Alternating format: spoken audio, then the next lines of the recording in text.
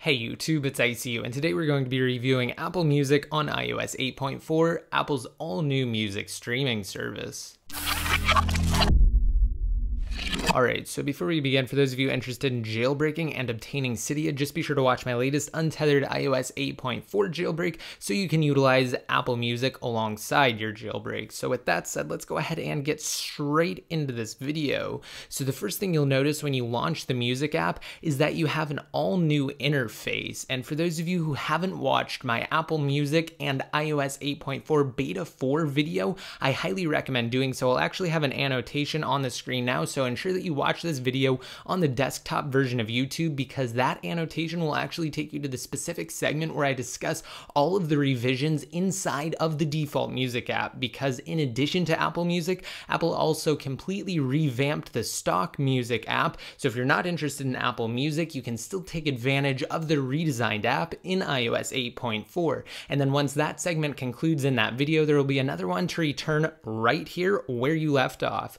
So let's go over Apple Music, the streaming portion of yesterday's iOS 8.4. Alright, so starting from the beginning, let's enlist the help of my 5th gen iPod Touch here, which is freshly restored to iOS 8.4. This is what you'll see the first time you open the new Music app on 8.4. It prompts you to sign up for Apple Music, the 3-month free trial. So yes, you do get an entire 3 months free with Apple Music, and no, you don't have to commit to anything or even subscribe really. All you have to do is just tap on the Start 3-month free trial, tap on Individual or a Family plan. From there, it'll ask you to sign into your Apple ID, so I'm just going to take the iPod Touch off screen now, and once you do, it will come up with a buy pop-up. It's important that you hit cancel and then you try again. Once you do that, you're not subscribed and it will just proceed and you'll start your 3-month free trial. It just wants to get you into the payment cycle after your 3-month trial is up. And if you want to turn the automatic subscription off, all you have to do is tap on the person icon in the upper left-hand corner, followed by View Apple ID. And then once you do that, you should be taken to a screen where you can manage your subscriptions. So just scroll down to midway in the page, tap on Manage Subscriptions, followed by your Apple Music subscription. And as you'll notice here, we have the free trial active, and it tells you when it ends. From there, it will instantly migrate to $9.99 a month, the individual plan. So you can just turn off the automatic renewal and you won't be charged after your 3-month trial. So that's how signing up works. Also, inside of the For You tab at the very beginning, it will ask you what type of music you like, followed by the type of artist you're interested in, and then it will automatically provide curated sections for you. So as you can see, I have a few of them here. It also suggests albums when you move down a little bit more. So those aren't quite the same as the curated sections. However, it is really great for those of you who are interested in kind of expanding or broadening your music horizons. And if you scroll up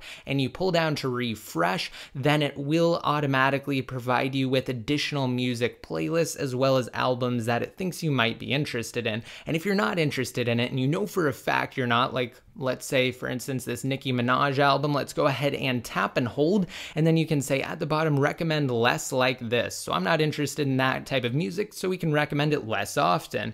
And I'm also going to recommend less like this as well. We're not interested in the intro to Nicki Minaj. From there, let's go ahead and journey over to the new tab. It will show you all sorts of information, such as new music, and you can even browse the top charts, so hot tracks is what it calls it, and you can see recent releases, and you can even change your genre up at the top. So let's say you're only into hip hop and rap, you can tap on it there and it will automatically refresh and provide new music for you within the rap genre.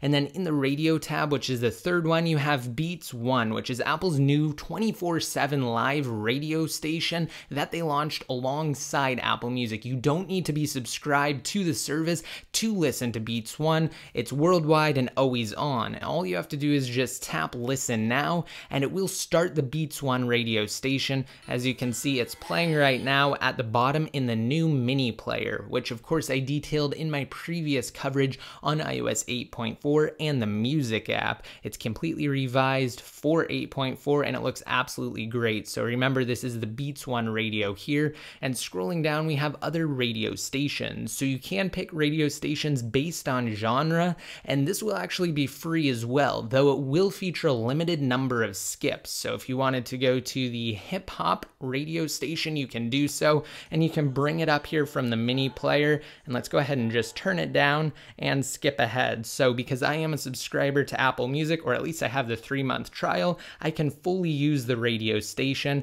And if I'm interested in a song, so let's go ahead and just scroll through here. Let's say we're interested in this song, we can tap the little heart in the left hand corner, and that will automatically tell Apple Music that you're interested in songs like that, and it will start to recommend more songs similar to the ones that you actually heart or like.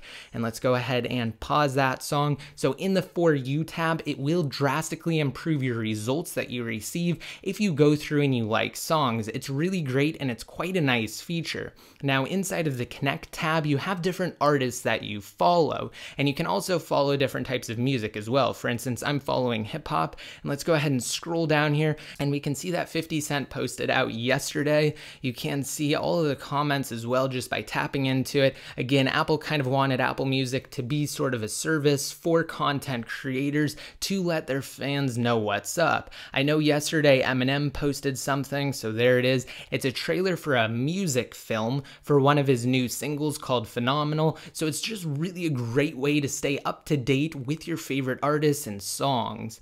And inside of the My Music tab, this is where things get interesting. See, all of these songs that I have through here, I didn't actually purchase. I added them through Apple Music because, of course, I'm not going to buy every song now that I'm subscribed to a streaming service. That's not the point of a streaming service. You're not interested in paying for the song. So Apple Music really does a great job of this. It's a little bit more confusing on the computer because iTunes kind of has a hard time determining what's meant for streaming and what's meant for purchasing. But on iOS, I think that it works just great. So for instance, if you wanted to browse for a specific artist, all you have to do is go to the search tab, and remember that we have search in every single category. So all of these tabs at the bottom will have the search option in the top right hand corner. So let's say we're interested in Kendrick Lamar. So let's go ahead and type in Kendrick. We automatically have the suggestion there at the top, Kendrick Lamar. We can see a few things. We can see some top results. We can see artists that match what you're searching for, as well as songs and albums, even playlists below that, and music videos. And if you wanted to, you could create a radio station based off of whatever you search for. So if you search for a song, you could create a radio station just by scrolling down. But because I want to go to the artist, let's go to Kendrick Lamar's page. So at the top here, we have his latest release followed by top songs. Of course, if you tap into it, you can see more of his top songs available there.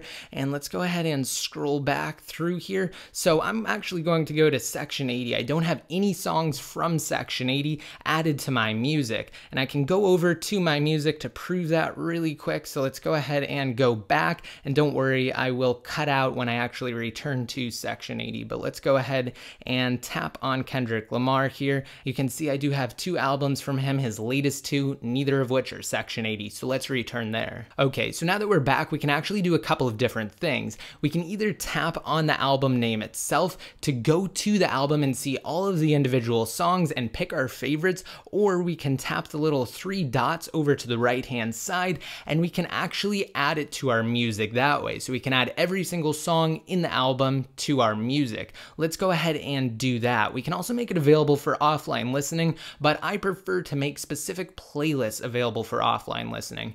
And of course, that's definitely a necessity for any streaming service to have the ability to listen to music offline. So yes, Apple Music does support that, thankfully. And now just going back to the My Music section, I canceled out of that search. We can go to Kendrick Lamar, and now you can see we have the album here, section 80, and we can tap into it and listen to all of the songs in said album. And we can go through it and play the songs. We can also tap the heart so that it recommends more songs like the songs found in this album. So guys, that pretty much wraps up Apple Music. It's really basic, pretty intuitive on iOS. It can get a little bit confusing, but what you need to know essentially is that inside of the My Music tab, it will feature all of the songs and albums that you actually add to your music. From there, it will break them down by artist. You can also change that though. You can have it show all songs, only show music videos, albums, etc.